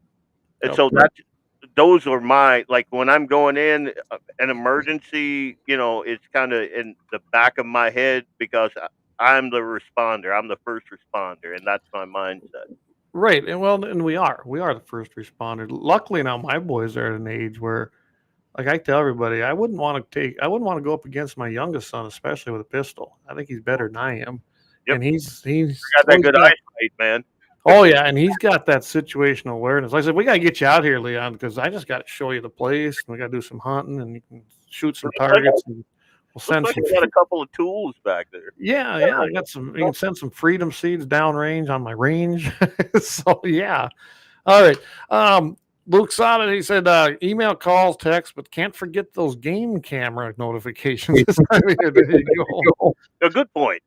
Dude, that's a very, very good point. I'm sorry. Yeah. And Luke, let me know, did you get your order? We fulfilled your order, but I didn't know if you got it yet. So let me know on that. So I'll tell you what, it is 8:30. Wow, 9:30 your time. We probably ought to take a moment and thank our sponsors because this doesn't happen without those. And I think we need to go give some love to them. And you can get something to drink or do whatever. And we'll be back here in about 5 minutes, everybody. So stay tuned. We'll be right back.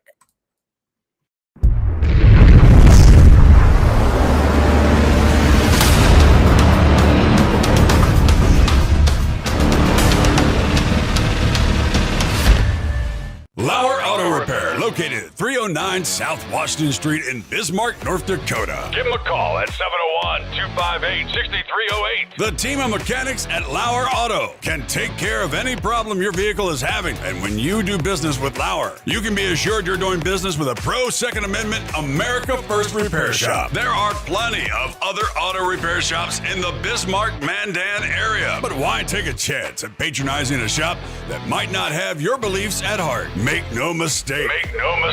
Lauer Auto is your pro Second Amendment repair shop. When you talk to the guys at Lauer Auto, don't forget to tell them that you heard they are a sponsor of Guns and the 701 and that you appreciate their support of our pro Second Amendment, pro North Dakota live stream and podcast. That's Lauer Auto Repair, 701-258-6308. 701-258-6308. Located 309 South Washington Street in Bismarck, North Dakota. Experience the exhilaration of power in your hands at Bloodline Kinetics. Why Cerakote? Simply, it aids in firearm preservation while also giving your piece a unique look. Barrel threading, NFA laser engraving, bolt handle threading, mount, level, and bore, sight scope chamber rebarreling, and much more. Bloodline Kinetics is meant to reflect a long American lineage in gun ownership, who stand for the Second Amendment rights, Bloodline, and the science behind gun accuracy. Kinetics. To some, it's just a constitutional right that can go away. To us, it's in our American bloodline, and we believe it should stay that way.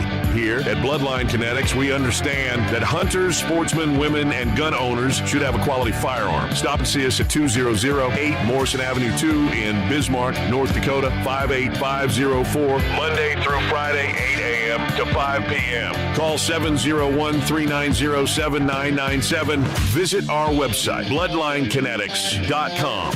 Looking for the best gun gear for every and any situation? Little Angry Man Arms LLC has you covered. Top-notch guns from top-name brands like Winchester, Glock, Sig Sauer, and Ruger to essential extras from Magpul's, Streamlight, Hollow, Sun Optics, and more. Little Angry Man Arms LLC have everything to make your shooting adventures a success. Visit littleangrymanarms.com today and gear up for your next big hunt, competition, or home defense. Don't miss out on our exclusive deals. Little Angry Man Arms LLC, based in Trail City, South Dakota, your ultimate hunting partner.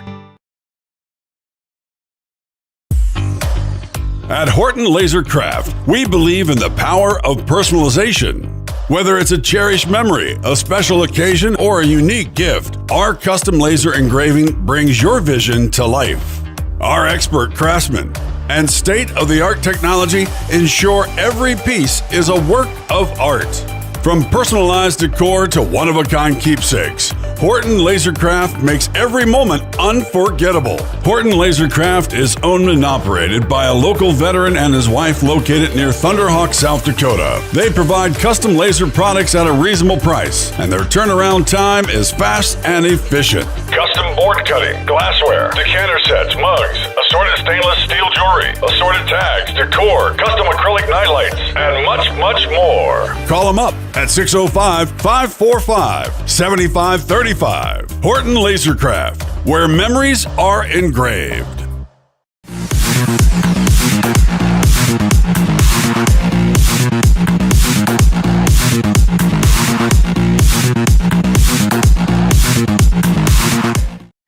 All right, we are back again. We've been discussing Charlie Kirk assassination, situational awareness, churches, guns. I mean, I think we've packed a lot in here tonight, Leon, and I don't think we're done yet, are we? Oh no, I'm constantly getting text messages. There are, and this is sad.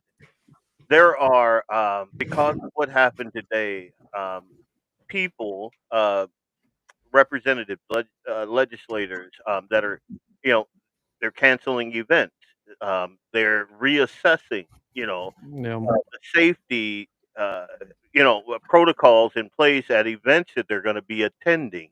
And I get it. I get it. I would caution though that we can't let these guys scare us. We cannot let them do a thing like this and put us on the back foot. You know, again, Absolutely. when I was at that event in Bismarck, and I like huge, native guy, and like these BLM people, when I did not feel fear up there, even though they came to the stage and they were calling me names and this and that. And the reason I did not feel fear is not because there were like a big police present, because there wasn't, but I had faith in the men that were at that event, Yeah. and they saw that threat. They put that threat down, and they didn't even use firearms. I feel sorry for the guy. And they secured one of the kids because one of the women, and I loosely use the word mother of that kid, didn't really care that she was carrying a kid into a violent situation, and they rescued the kid. And I think going forward, we need to be uh, conscious that evil sees a potential awakening and revival in this country, and it is going to fight. It is I think going you're to right. fight, and we need to be ready for that fight. That's where I'm at. I'm not. Oh, I am not changing a damn thing in my life because liberals don't like what I say. well, I'm the same way. I don't cancel things. I mean, unless it's something that absolutely I can't control. But that's a whole. But as far as canceling because of events or circumstances, and where the left is pissed, yeah, that's never happened. And my favorite saying, "Go pound sand." I mean, I used to run a coyote hunt, and we had guys from Fargo's PETA group. I don't know, probably not very many at that time. We were there to come down and protest. I said, "Come on down. We're not going to cancel it." I said, "Do you want to come down here in the middle of the reservation with a bunch of guys with guns that are enjoying some beer and drinks?"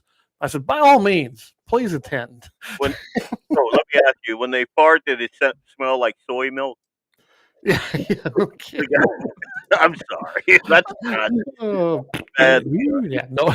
So, I like what Dougie says here. Doug's like, that's what the left wants. They want us to do that. They think that they can make us fear that. I don't fear leftists. I don't at all.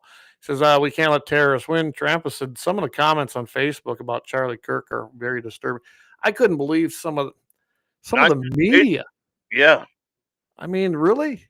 I mean, they essentially said it was his own fault. Like, wow. Yeah, these people, that's because they have no heart, they have no soul whatsoever. And it's dude. all about inflicting as much pain that they can. I mean, that's what it's about because they're evil people. All right, there, Justin says evil wants to keep us silent by intimidation. I have news for them. It doesn't work for me. Me neither. Me neither. Not for Leon. Not for Jamie. Not for our sponsor here, Dougie. And he says that's what they tried to do with Trump. You're right, and I think you hit that early when you said it was a message to Trump. I think you're right. It was public. It was strategic, and it was carried out, unfortunately, flawlessly, and it happened. And I think that was a big old, hey, Trump, we might have missed you, but here we got your boy. They're just evil people. I wonder what Bongino is going to do with this. Is what I'm wondering. I'm I not. am too. I'm not a big. I just haven't seen a lot out of Cash Patel, but I am a fan of Bongino. Used to listen to Dan Bongino quite often. And I'm going to say, like I on my phone right sitting right there, I have prominent um, people in the NDGOP that are canceling events as Yeah, we speak. And don't do it. Yep, don't yeah, do it. and one other thing, it's not just the left.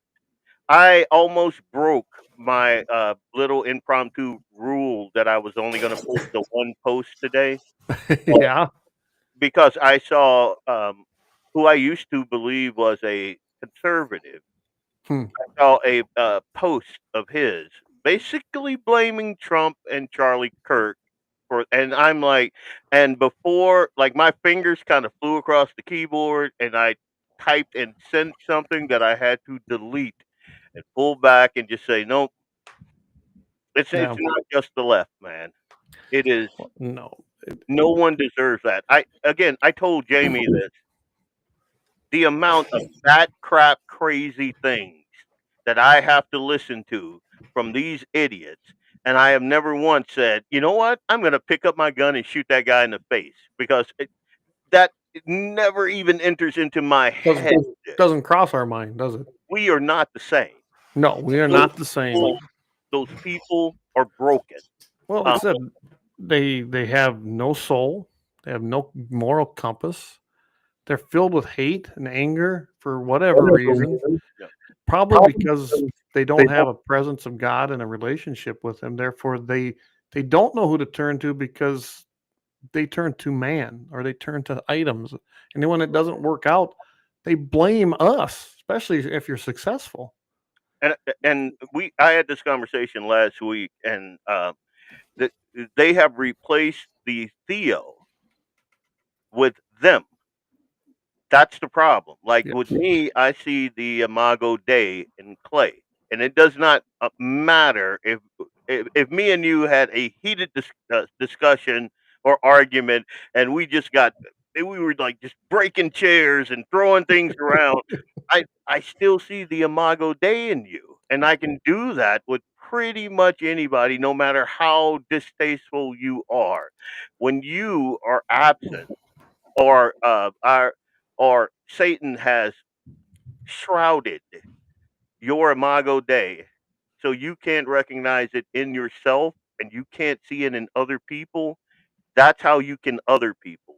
That's how you can snuff out a life without thinking about it, because that is not a child of God in your eyes now. Right. It's not. That's what I mean. They have lost their soul. Maybe be in there somewhere. Yep. But at that moment, and I run into people who, I don't believe in God, and then they turn around and blame that same God they claim not to believe in for the problems. It's like, okay, I run into Satan worshipers that didn't believe in God, and I'm like, well, how does that yeah, work? It's Satan's a fallen angel. Yeah, I mean, yeah, really. Think so. You don't bbelieve in God, but you have a belief in Satan and want to worship him. Now, I don't doubt you want to worship him, but he doesn't exist unless God exists. 100%. And the same thing with some atheists that I know. A couple too. Well, one in particular. But yeah, I don't understand how you could go through life that it's a Yep. loss.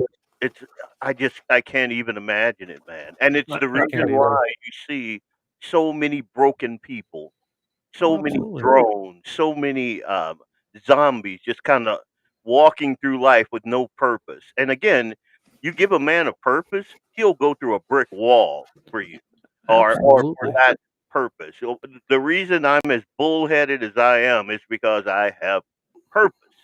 You you have to know? have. If you don't, you don't have any. I mean, Yeah. and it needs to be based with God's word. Plain and simple. And I can't. That's probably the most I've ever talked in public about that. But that's just the way that it is. You can say you don't want it. You can say it don't exist. It doesn't mean you're right. All right. And I notice that those people are usually some of the most miserable people that I've met. You'd have to be.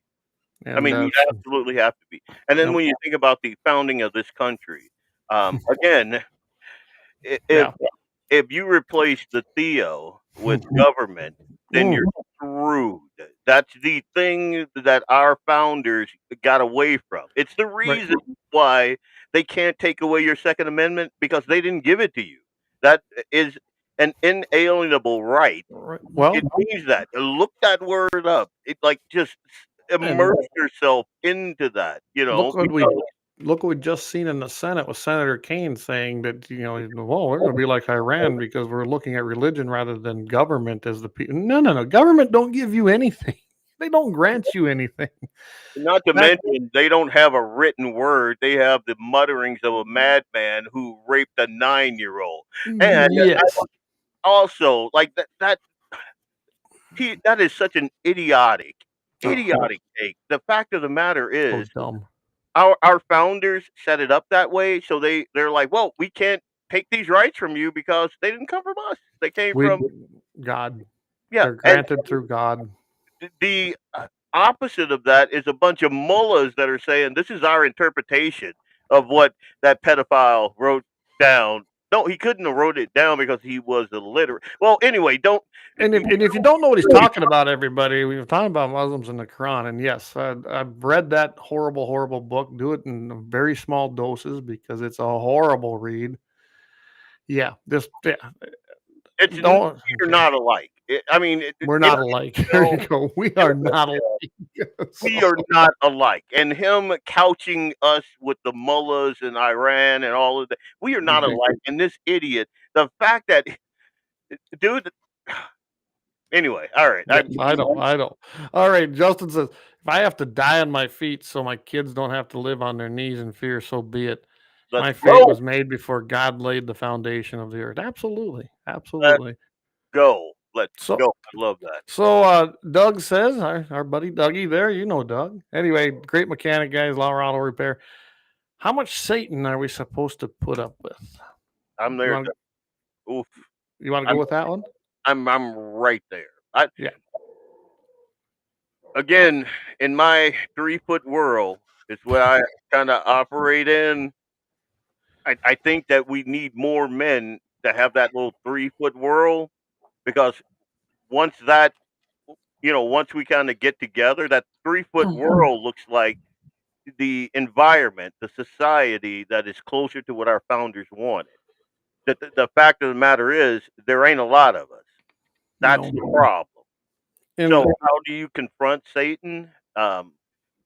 Like me raising Eli to be who he is and putting him in contact with good people like Doug and Lynette, and it's got to be a network of us. What they have done on the other side is they built these concrete jungles and they piled everybody into it. and they And want us there too. you better believe they do. They don't. They don't want people like me out here, which is why they hate me. I'm a coon to them. I'm a seller. So that's why they're so vitriolic when like a black guy gets off the plantation. That's why they need How you. dare you?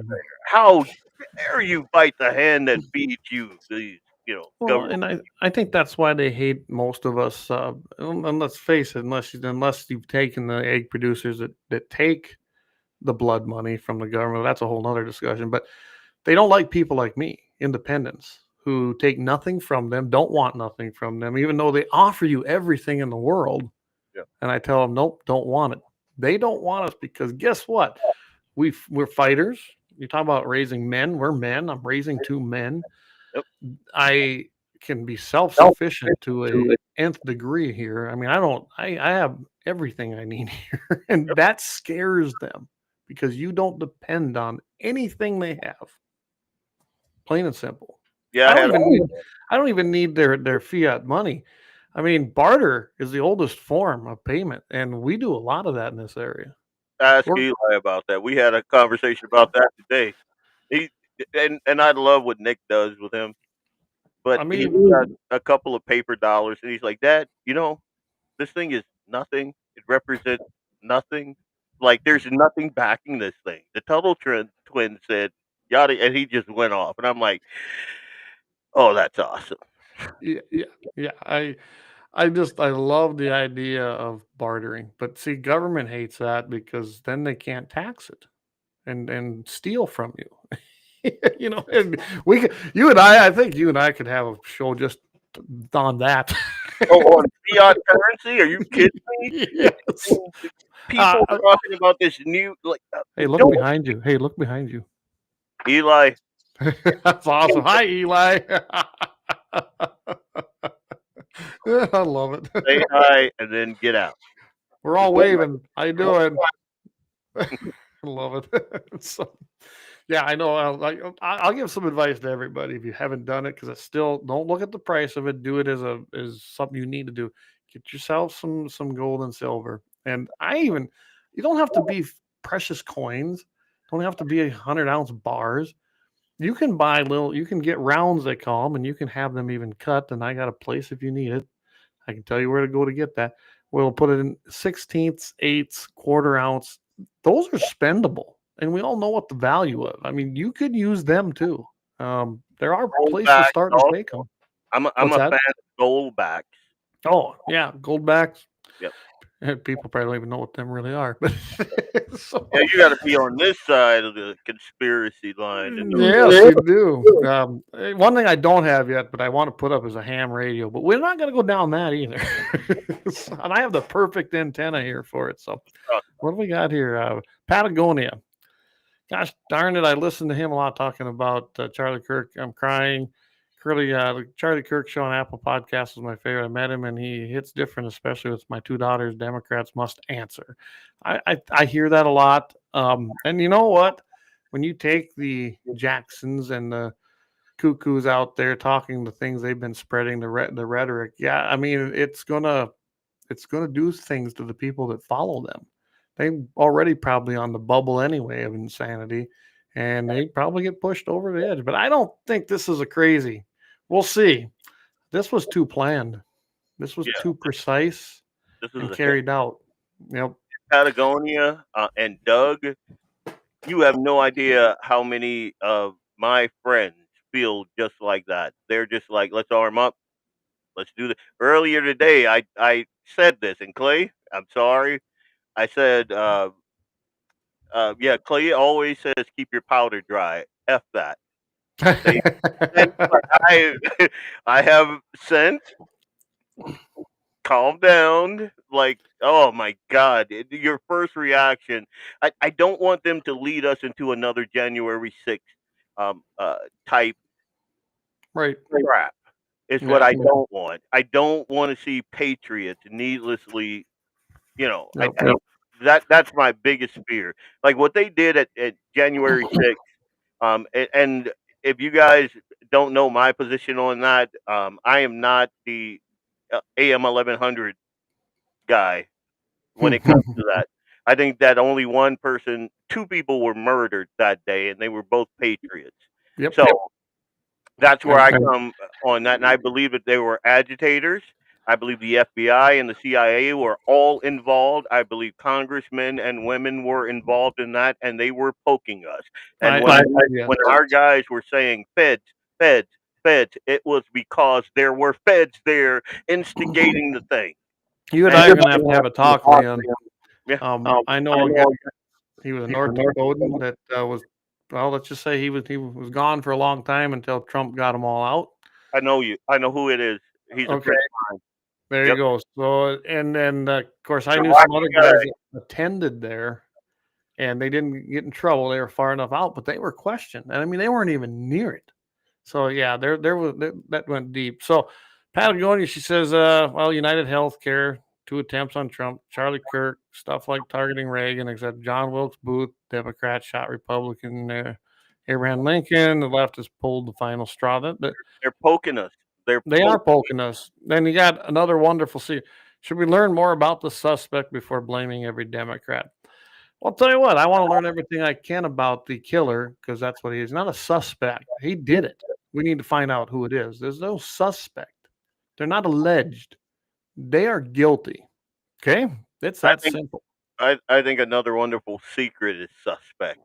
I'm just gonna throw that out there. Well, I figured that too. The suspect in Butler ended up being a registered Republican. No, he didn't. Wait, what? No, well, I'm sure this is a troll, but we don't get rid of trolls here. We let them go ahead and spout off. That's 100%. just the way it is. My many classmates made statements about how conservative he was. Well, you're wrong. The guy was not a suspect. That it was a Republican. The guy in Butler literally ended up being a freaking crazed lunatic leftist. It's that simple. Yeah. Now, as far as blaming every Democrat, I don't blame every Democrat. Plain and simple. But let's face it, I can give you a whole litany of these people who've done this. And guess what party they've been affiliated with, whether they were officially paid members or not. But I don't need to. I don't have to keep Your anything with brain. this Let's person. talk about SSRIs. Let's talk about it. Yes, Seriously, you want to go down this road? Shit, We we could could have have- a couple more hours. I say we could freaking tear this apart. Patagonia says Thomas Matthew Crooks and Butler gave money to the Democrats. Yep, it was proven. It was disclosed. Doesn't make him a Democrat, but it definitely made him a supporter. And I'm telling you right now, if you watch the Democrat Party, heck, you want to know how delusional they are. MTG wanted to have a moment of silence for prayer on the House floor. And when they went to do that, they couldn't even keep their yap shut then and basically were against it. You know what? I don't really got any use for a Democrat right now. I haven't for a long time, actually. I saw that video, and the one person that I could hear over everyone was that loud mouth ghetto queen, Oh, Jasmine Crockett. And I'm like, that- oh no. I mean, they're yeah. dude. Again, we are not the same. When We are not. like you can have your issues with MTG or Lauren or any of those guys, but if someone says, "Hey, let's have a moment of prayer, a moment of silence," this was a big effing deal, and then you got Eli. Come on. Okay. I'm in the middle of a really good point, and you're throwing me off right now. But But then you hear these Democrats. I mean, the mask was off, and I said this. I told Jamie this on a show that we were doing together. Mhm. My dad, registered Democrat, lifelong until I moved him here, and then we have had conversations that are like get down to his soul. And Yep. now he's reading. Like I take pictures just for me. I don't put them on social media, but the books that he's reading, Dinesh D'Souza, um, Oh, yep. yeah, Glenn Beck, Summers, like, and then I we talk about like world events and what's going on, and like he cannot believe the demonic nature of the Democrat Party today. He cannot. It's horrible. He told me that in his words, demonic. It is. And that's how they speak if you really listen to them. Yeah. That's how they're speaking. You look at their platform. Justin just said Democrats made the sins in Romans chapter 1 the platform for their party. Read their platform. I mean, they can't even. I watched their last time. I don't know if you watched the. Everyone sees the main stuff on TV, but when you go watch the actual DNC convention, did you see when they were doing resolutions and trying to get God put back into their platform and how it got booed? Yep, I saw that. I showed my dad that. I was like, what in the world? Yeah. It's just as bad as and we've got them in our party. Don't kid yourselves. They were trying to remove being against abortion in the Republican National Committee's Yep. platform. It did not go through, but they I did got try. really good friends. So a lot of folks may not know, but I was the president of the North Dakota Tea Party caucus. Okay. I got folks that I started that with that were on that bandwagon. So yeah, we got them in our party. Like I took Eli last session, and we sat in there, and I looked at people who I sat in a room with and talked about critical issues, and we formed this group. And I'm looking at them now, and they're handing me paper, like reams of paper. Talking about like we have to couch our language on abortion, and No. just so we're all clear about where Leon stands on murdering babies, I'm a hard no. I am due. So, and I don't care how you couch it.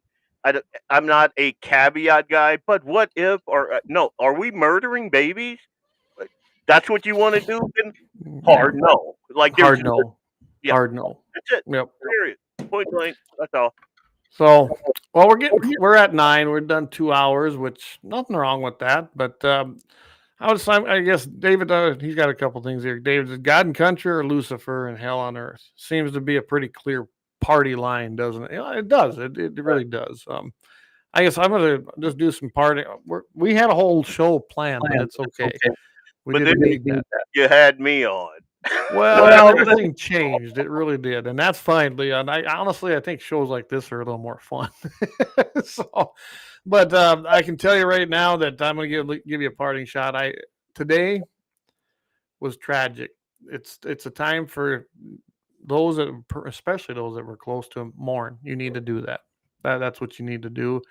I know that I'll be including his family in my prayers. They're the ones that are going to live with the results. Charlie Kirk, he's getting his reward right now. I'm sure that he was opened with open arms, and his struggle. He's taken away from this sinful world, so we should be rejoicing that he doesn't have to do that. We're going to miss him. We're going to miss his policies, his ideology, what he did. He was a giant, but remember, someone will stand in that gap. I've heard that said many times, and it's true. I think you're going to see someone move into there.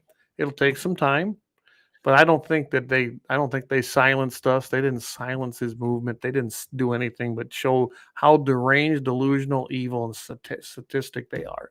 Plain and simple. Don't give up. I know it looks horrible sometimes. Rush always said that. I don't know if anyone listened to Rush here, but I did every day. He goes, "I'll let you know when it's time to panic." And I think we're close. I mean, there's things going on. This is a huge turning point in where we're at. It truly is, not just politically, but scripturally. Okay, that's my take on it. What do you think, Leon? I agree, and I think that Charlie Kirk is hearing those words. Well done, good and faithful servant. I think I he think is that too. the left could not beat him, and so they took him out. I think Satan is want to do things exactly like that. You find a pivotal person like Charlie Kirk, and he was like, I am not a guy that sheds tears easily, but I had to pull over today Yeah. because you know, and they couldn't beat him in a debate. And I said this on my social media. They couldn't beat his energy. They could not beat his connection to the youth. I think that is a very key, critical part of this. I do too. They'll never beat his legacy. There'll never be another Charlie Kirk. They're absolutely not. But what I think will happen, and I'm saddened because I could have seen him a great VP, Or maybe a president. president, but I gotta believe that God has a plan, He does. and I do believe that, and I believe that through all the hurt and the pain, we're gonna get out on the other side, and we're gonna do what we always have done when evil does something this horrific. We stand up and we rise. I mean, Absolutely. this country is. You open a history book. One of the reasons why American history is so great is because it has points just like this. It does. This isn't new, really. Yep, We've had assassinations of good men, good been man. in pivotal times, and we came out on the other side. Yep, and we This always isn't. will. We always Because will because I do believe God has blessed this nation. One of the only nations that's blessed. He's blessed probably. As long as we keep honoring that and believing in Him and trusting in Him. Remember, trust in Him. We're going to be okay. fight when you need to, pray Yep. when pray when you need to, and just do not do not check out of the fight. Do Right. not check out of the fight. Yep. Don't get complacent. Them basketball games that you think are so important aren't. Those football games you watch on television on Sunday, nothing. There's way more important things to be doing on Sunday. See Eli back there? That's my focus. I'm There you building go. the next generation of patriots, Yep. and That's that's where we it. got to be. So, with that, everybody, I know it was a different show for everybody. We had good numbers, although the Twitter numbers weren't showing up over there. I popped over on there, or X now. We had like 80 on there. So, that was really good to see. Thanks for everyone listening. We were bouncing up and down on Rumble. I didn't go check the website, but hey, we appreciate everybody tuning in. Again, Friday, I'll be on with Todd Mitchell in the morning. 7:15 Mountain, 8:15 Central. Please tune in. I'm going to have a great show there, and I promise you I'll have a happy ending chronicle for Friday. I had one for tonight, but it's going to work out for Friday morning too. Leon, why don't you tell them what you got going on Friday night? Well, it may have changed a little bit. I Okay. wanted to talk a little bit about situational awareness. We're obviously going to talk about Charlie Kirk and any breaking news. I had it in. I was going to have a representative from my area, and I'm going to see if that's still a Yeah. go. But if not, that we're going to talk just like we're talking now. I'm a different type of dude, It's and I okay. do different types of things. So I also want to talk about like my bug out bag. I am planning on doing something with that in the future. So you guys stay tuned for that. I think a lot. I think everybody needs one of these in their truck or in their house. I really really do. So we're going to talk about that a little bit and unpack what's in Absolutely. I do have my stuff. Of course, I got a lot of things. This is nothing behind me. It's for fun, but I'm telling you right now, be prepared my because rifle. Just my gun. Yeah. yeah, this is for fighting. This is for fun. Oh yeah. So I always, my little motto has always been this, and I used to even have this hanging on the wall, and it's failure to prepare is to prepare for failure. It's an old saying. It's been around forever, and it's the truth. Always prepare. Prepare for it. There's nothing wrong with it. And Well, you know, I do keep my powder dry, but that's because I got to reload it, Leon. I walked that back quite a bit. So, all right. All right. Well, I don't have anything. Well, we could go on for another hour or two, but I have a family too, so I'm gonna go see them and keep Charlie Kirk's family in your prayers. They're the ones that need it the most. Very young couple. They have two very young kids, and right now their hearts are breaking. Right now, they don't know what happened to their dad or why. You know, they didn't know he was a public figure. They didn't. They just knew him as dad, and that's the sad part about this. Evil people, because they didn't like what he said or what he believed, went ahead and killed him, not even giving a damn about who it was going to affect. That's evil. Yep. So, Evil will hide your eyes from the imago Dei in your fellow man. every And time. that is the saddest. Again, what you said about the kids, like I can't even imagine. I But can't hear. you gotta keep that family in your prayers. And despite what the left says, prayers work. I've seen it. I've felt it. it in my own life. I've seen it. So I'm just before we go off on another tangent. God bless.